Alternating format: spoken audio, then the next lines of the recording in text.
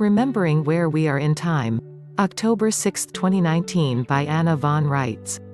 Today was memorable for many reasons, not the least of which was an extraordinary conversation I had with a man who actually thought that the Treaty of Paris, 1783, was the founding document of our country. I had to tell him that no, the Treaty of Paris, 1783, is not our founding document.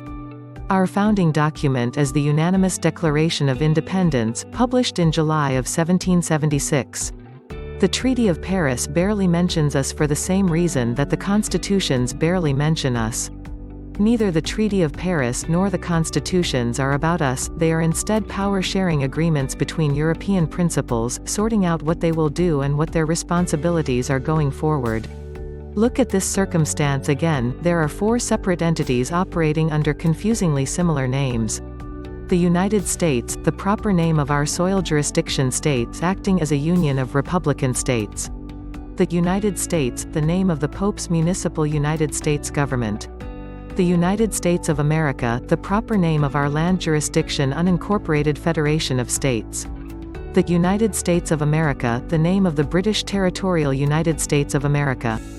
As you read the Treaty of Paris, 1783, you will note that the bulk of whole thing is about the United States, that is, the Pope's municipal government, and the United States of America, that is, the British territorial United States.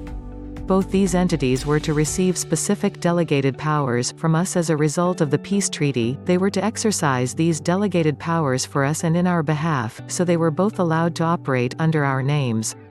So, from 1783 onward, when you see references to the United States, you have to read the context of the document in these early years to know whether they are talking about the United States or the United States.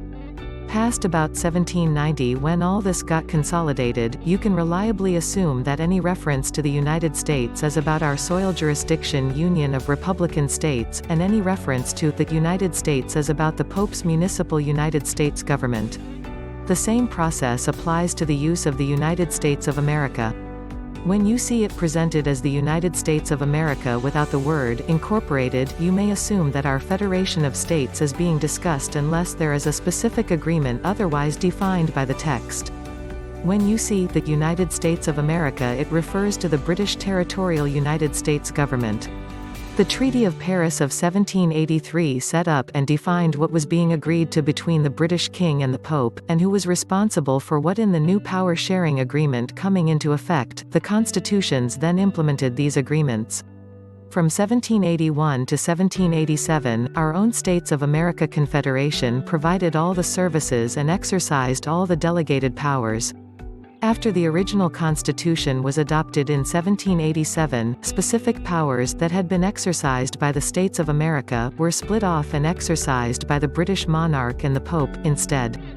The States of America continued to exist and function as our American federal service provider until 1860, when the Civil War resulted in splitting the original Confederacy in half. What remained were the northern members of the States of America, and the southern members now functioning as the Confederate States of America. See the similar names now? The bunco artists have tried to obscure these facts and prevent them from coming to public knowledge, but praise God, we now know. When the Constitution of 1787 was adopted, the State of America Confederacy lost many vital powers which it had hitherto exercised for us. It was obliged to turn these enumerated powers over to the British King of the Commonwealth King John's heirs and the municipal government of the Pope, respectively, according to the agreements reached as part of the Treaty of Paris, 1783. The States of America continued to function in this lessened capacity until 1860, and was never reconstructed after the so-called American Civil War, mainly because the two foreign subcontractors secretively usurped upon their employers, the American states and people and our unincorporated Federation of States, DBA, the United States of America. So the States of America has been awaiting reconstruction all these years, and generations of clueless Americans have been left unaware that this job has yet to be done. It is important to understand that our government, of the people, for the people, and by the people, is a living government operating in an independent and sovereign capacity. It is summoned into being when necessity demands, and it is being summoned now to assemble the state citizens who are the people, who are party to the constitutions and who are enabled to enforce them. Thanks to general ignorance and various actions undertaken by our federal subcontractors in breach of trust, we have had a long journey home and have been forced to remember exactly how we got here and who we are.